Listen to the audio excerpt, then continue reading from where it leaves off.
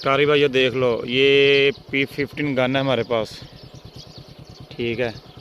और ये जो है ना ग्रीन पिजन हरियल बैठे हुए हैं। अच्छे शिकारी की यही लामत है कि आउट सीज़न शिकार ना करें।